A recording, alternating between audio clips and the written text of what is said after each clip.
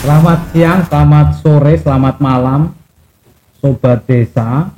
Kita ketemu di acara Pitalk, sesi khusus karena kita kedatangan tamu istimewa. Saya juga baru pertama kali di acara Pitalk ini.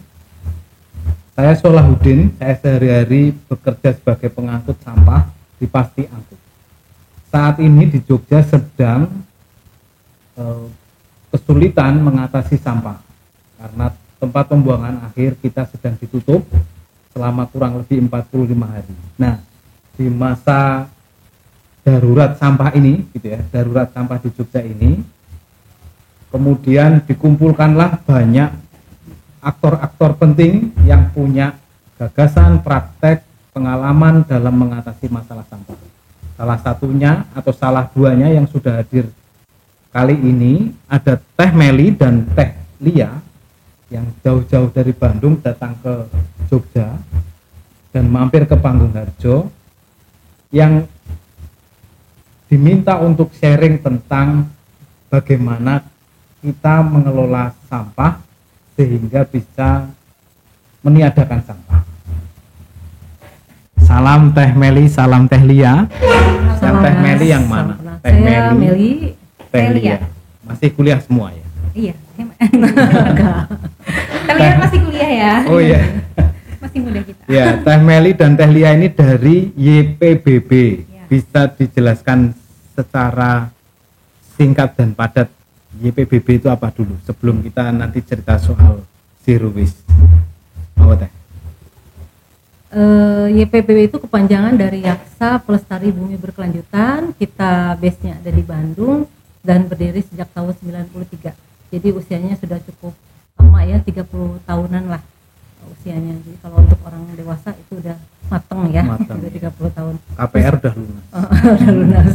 Kita punya fokus programnya lebih ke tentang gaya hidup yang berkelanjutan. Oh. Nah, visi kita kepingin kualitas hidup tadi sesuai dengan konsep-konsep yang ramah lingkungan. Oke. Teteh sudah lama aktif di YPBB. Saya dari tahun 2011, tapi kenal YPBB-nya udah dari 2004, udah kenal YPBB cukup lama. Dan tertarik gitu ya, karena memang YPBB dari dulu konsisten untuk mengkampanyekan gaya hidup organis tadi gitu, ramah lingkungan. Teh Lia juga sama sejak 2011 ke YPBB? Enggak, kalau saya baru bergabung itu tahun 2019. Oh, oke. Ya, jadi saya masih anak muda ya, masih baru nih di YPBB terkait persampahan juga saya masih baru. Oh, iya. Senior. Jadi mereka berdua adalah insan persampahan, anggota insan persampahan. Baik, Teh Lia atau Teh Meli gitu ya. Boleh nggak cerita tentang konsep sebenarnya yang Teh Meli bawa ke sini yang mau di-sharingkan terkait dengan apa namanya zero waste cities ya? Itu gimana Teh ceritanya Teh? Kita ingin membangun siklus ya, karena sampah itu kan terjadi dari dampak dari kehidupan manusia ya. Kalau zaman dulu kan sampah itu jenisnya juga masih aman, dikelolanya juga tidak terlalu rumit seperti sekarang. Lama-lama jenis sampah semakin beragam dan itu berdampak ke kehidupan manusia. Jadi kita mengusung konsep zero waste itu sejak tahun 2005, sejak ada kejadian bencana TPA longsor Lui Gajah di Cimahi. Nah, sama kejadiannya sama kayak di kota-kota besar termasuk Jogja ini yang lagi darurat sampah. Jadi 2005 itu sampah banyak tidak terangkut ke TPS TPA dan di jalan-jalan banyak TPS liar. Akhirnya kita melihat ini kayaknya perlu 2005 itu kita perlu mengkampanyekan tentang zero waste. Nah, zero waste sendiri sebenarnya kita coba meminimalisir sampah dalam segala aspek kehidupan kita, mulai dari kita penghematan sumber daya alam, terus jejak ekologis yang kita hasilkan seminimal mungkin, terus juga menghindari pencemaran dari bahaya beracun yang masuk ke kehidupan kita sekarang ini ya, kan banyak ya sekarang ya dari berbagai macam aspek gitu. Seperti itu. Kalau menurut pengalaman Teh Meli, sebenarnya problem dari sampah itu sulit untuk diatasi itu sebenarnya apa? Kalau saya sebagai ibu rumah tangga nih, gitu ya, saya melihatnya sih dari sisi kalau dari individu mungkin dari sisi perilaku kita gitu ya. Tapi kita juga, saya sendiri juga tidak menyalahkan masyarakat yang akhirnya mereka berperilaku tidak ramah lingkungan karena mungkin pemahamannya belum dapat tentang itu. Saya beruntung aja ada di PBB, jadi saya dapat secara makro bagaimana, mikronya seperti apa gitu. Tapi kalau melihat dari skala yang lebih besar, itu pastinya ada aspek kebijakan yang sangat mempengaruhi gitu. Kenapa akhirnya kalau ada aturan masyarakat biasanya ikut gitu, kalau tidak ada aturan ya udah apa adanya gitu. Itu termasuk juga tata kelola ya, tata kelola lain persampahan ya gitu. Ada banyak aspek itu. Kalau di Teteh kan tinggal berdua di Bandung ya, kemudian diundang ke Jogja gitu ya, untuk diminta bantuan memikirkan bagaimana mengatasi sampah. Kira-kira apa perbedaan karakter pengelolaan sampah yang ada di Bandung dan di Jogja, Teh? Itu tuh sebenarnya bukannya ini sih, kita hanya sharing ya Mas. Iya, nggak apa-apa. Kita diminta sharing apa yang sudah kita lakukan di Bandung, ke teman-teman di Jogja sini sih gitu. Itu sama permasalahan persampahan yang ada di negara-negara berkembang, termasuk kita juga Indonesia di berbagai macam kota kabupaten itu sama masalahnya. Karena masih menggunakan sistem kumpul angkut buang gitu. Kita harus beralih ke konsep zero waste itu tadi ya. Pengelolaan sampah sedekat mungkin dari sumber, tersebar, desentralisasi gitu. Kalau TPA itu membutuhkan lahan yang cukup besar, terus sampah yang diangkut apalagi dalam kondisi tercampur gitu ya, pasti pengolahannya pun juga pengolahan sampai pemrosesan akhirnya juga itu pasti akan panjang dan membutuhkan biaya dan lain-lain gitu. Teh, ini boleh nggak 3 poin yang zero waste, konsep zero waste ini diuraikan secara lebih detail gitu. Misalnya yang pertama soal pengolahan dekat dengan sumbernya. Gimana Teh? Itu penjelasannya gimana?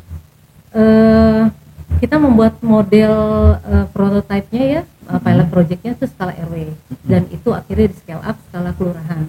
Nah harapannya itu diadopsi sama pemerintah karena memang untuk pengelolaan sampah dari sumber sampai pengangkutan sampai pengumpulan itu memang terutama yang di rumah atau di sumber sampah itu memang individu gitu, tanggung jawab individu. Tapi mulai dari proses pengumpulan, pengangkutan sampai pengolahan itu adalah tanggung jawab pemerintah.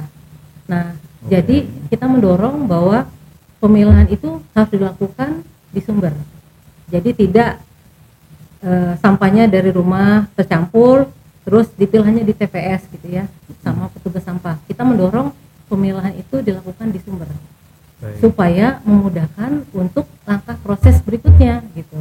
Pemilahan dari sumber, terus pengumpulannya dipastikan itu tidak tercampur karena biasanya warga saya sudah memilah dari rumah terusnya dicampur lagi gitu. Terus sampai ke sana ditumpuk akhirnya lagi. Mereka inilah ya putus asa, udahlah saya nggak mau memilah lagi.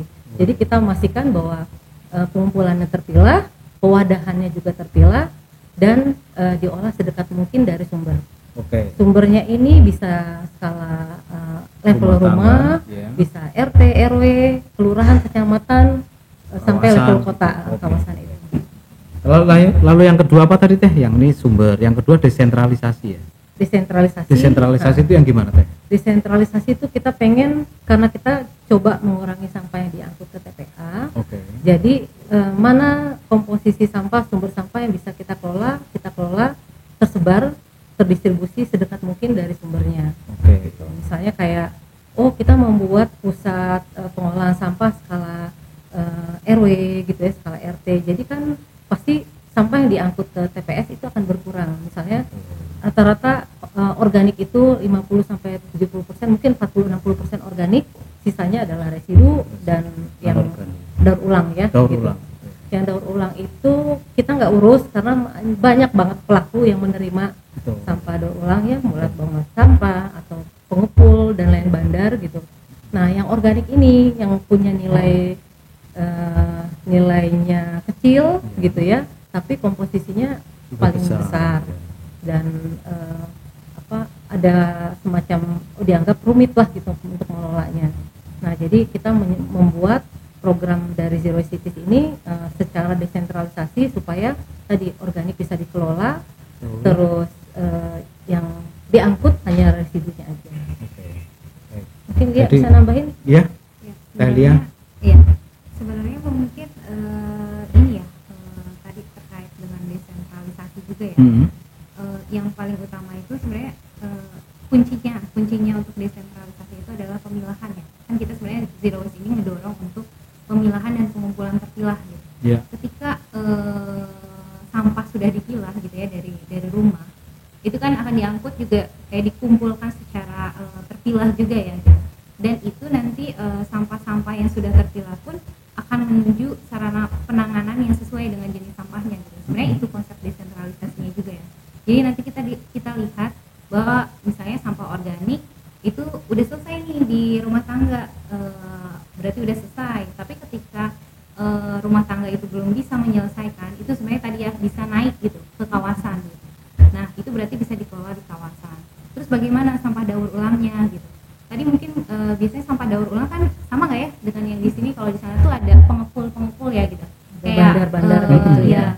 Nah, mungkin kan itu biasanya diambil oleh petugas ya gitu. Ya, Bahkan mungkin di RW dampingan kita ada sebuah apa ya namanya itu gudang Okay. daur ulang gitu. Okay. Nah, itu nanti pengepul itu ngumpulin tuh sampahnya di sana gitu. Jadi itu adalah sampah untuk anorganiknya yang memang bisa didaur ulang. Jadi petugas pun sedangkan kalau untuk residunya itu nanti bisa ditumpuk tuh memang untuk diangkut ke TPS ya gitu. Nah, jadi itulah gitu desentralisasinya tuh gitu. Jadi dari sumber, kawasan gitu. Mana ini sedekat mungkin kita olah gitu, kita tangani sedekat mungkin dengan sumber gitu. Oke. Kalau pengalaman Teh Lia selama mendampingi ibu-ibu atau yang didampingi apa? RW itu aktornya lebih banyak?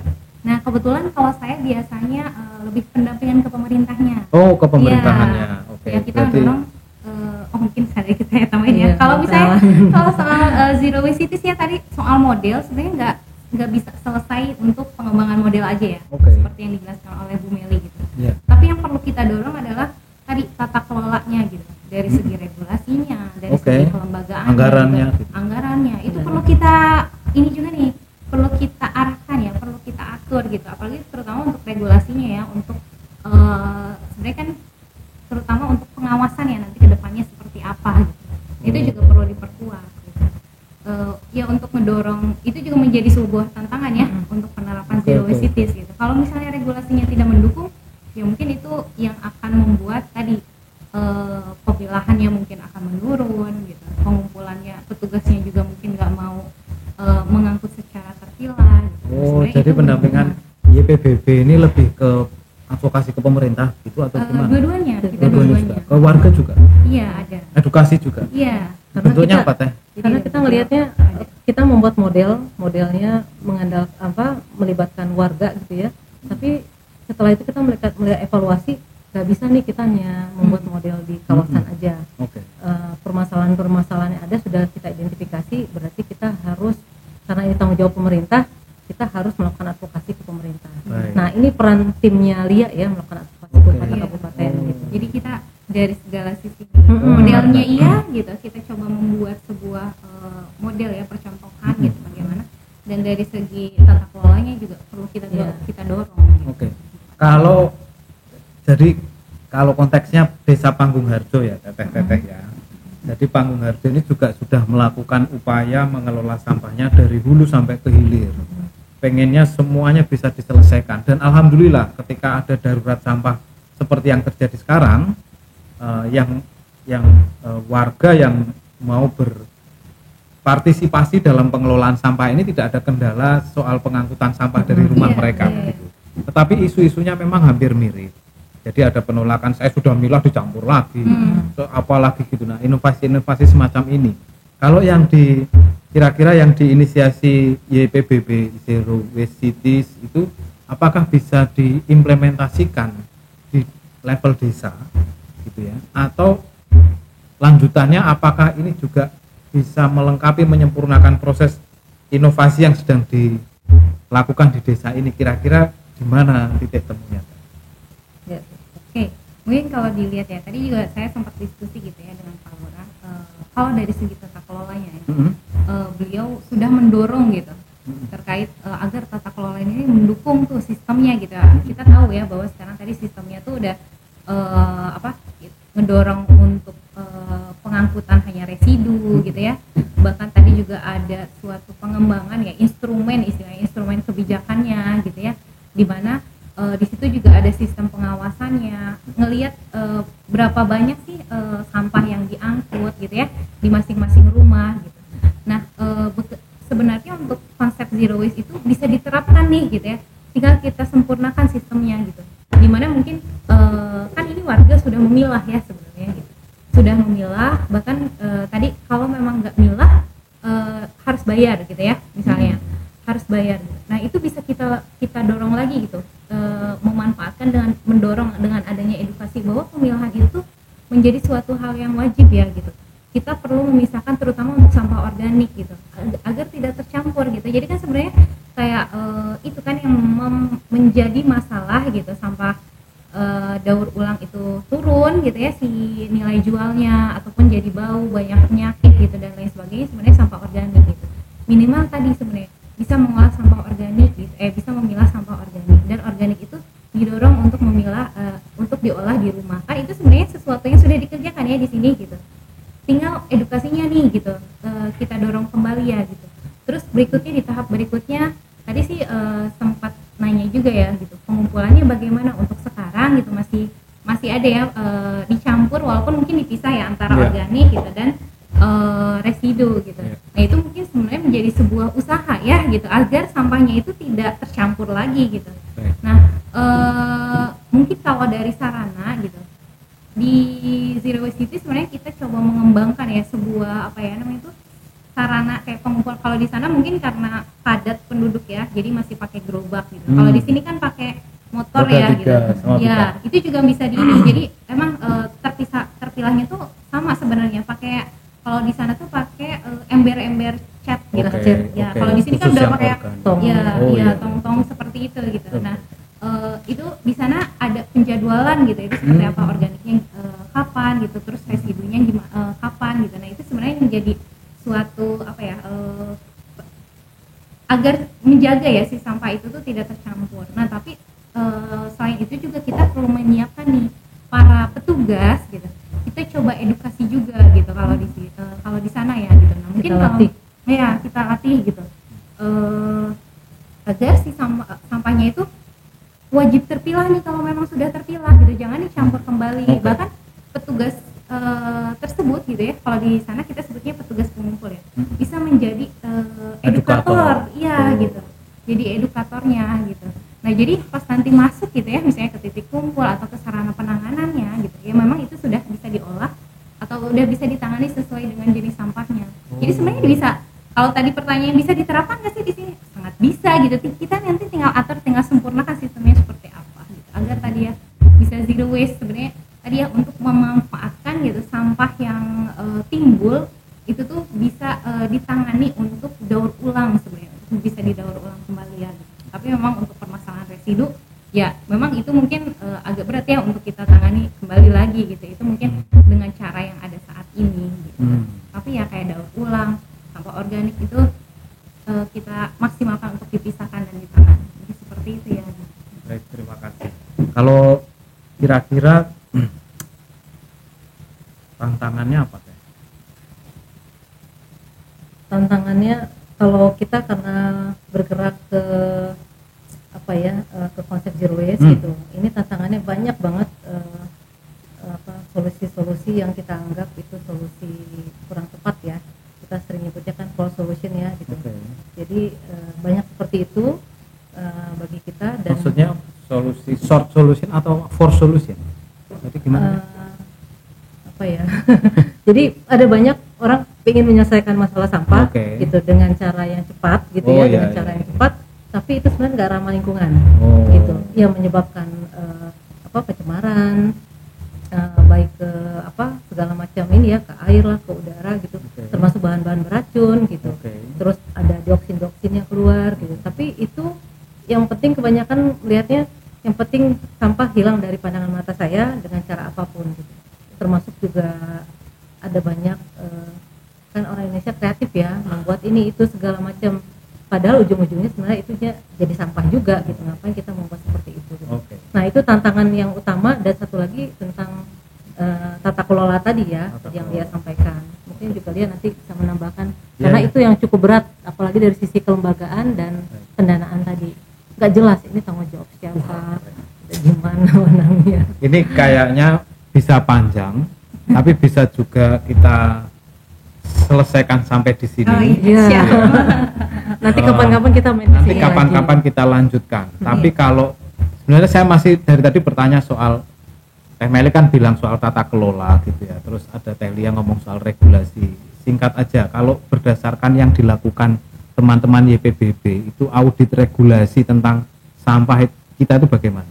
Oke, mungkin seperti ini ya. Sekarang tuh mungkin kita apa yang kita lakukan mungkin ya di kota dampingan kita sebenarnya, kalau untuk segi regulasi terkadang gitu ya, regulasi yang dibuat itu belum bisa membuat aturannya itu kurang teknis gitu. Ya.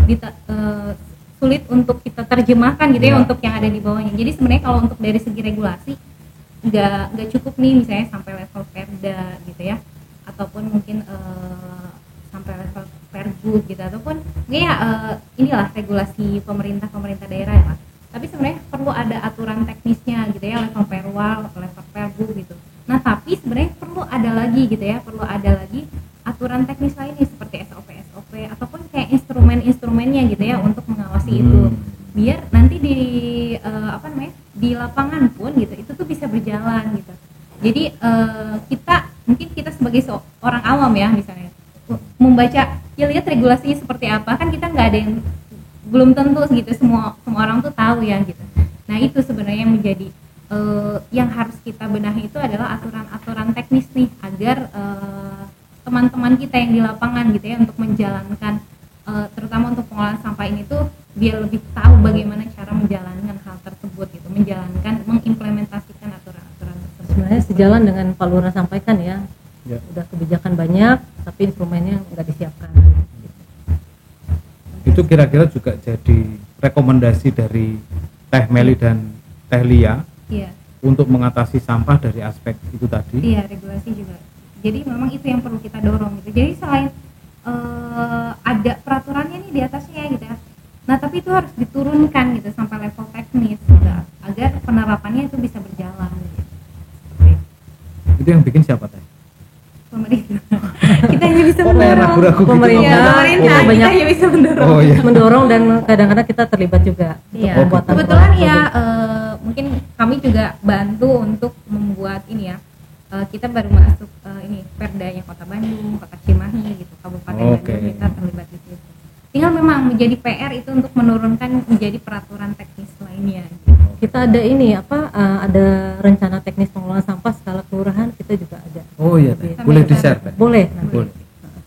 Baik, terima kasih. Nanti kita ambil yang baik-baik. Iya. Tadi kita bisa kolaborasikan di desa ini, karena desa ini sangat terbuka atas kolaborasi baik. Terima kasih Teh Meli dan Teh Lia sudah mampir ke Panggung Harjo, ke Pitok. Nanti kita akan lanjutkan lagi di aksi-aksi nyata berikutnya. Ya, Gitu ya. oke.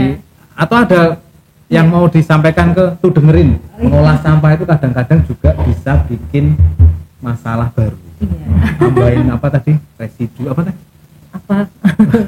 apa false solutionnya? Ya, false yang- solution itu ada beberapa hal. Jadi niatnya baik, tapi yang diambil bisa jadi tidak baik. Menimbulkan masalah baru. Menimbulkan masalah. Menyelesaikan Ini yang masalah. perlu kita hindari. Pesan untuk ibu-ibu, Ibu-ibu, ibu-ibu, kalau bisa mengurangi sampah, terutama sampah rumah tangga mulai dari rumah sendiri. Jadi kalau ada petugas sampah yang ambil sampah, hanya residu yang diangkut. Termasuk juga sampah daur ulang, karena kan sekarang banyak yang nggak apa-apa lah, yang penting ini bisa didaur ulang. Nah itu kalau bisa usahakan tidak. Jadi jangan tergoda dengan produk-produk yang kalau kita udah punya tumbler satu, misalnya kita udah punya tumbler, tergoda nih dengan iklan banyak tumbler, wah itu kayaknya keren tuh tumblernya. Berarti kan ada sampah lagi nih yang dihasilkan. Akhirnya kita lebih ke gaya hidup yang ya minimalisir sampah dengan tidak konsumtif. Gitu. Oke. Teh Lia, ada yang mau disampaikan untuk anak-anak muda? Oh enggak. Duh, piye. Baik, terima kasih Teh Meli, Teh Lia. Ngobrol kita sampai di sini, sampai ketemu lagi di episode berikutnya Pito. Salam zero waste, reduce, reuse, recycle.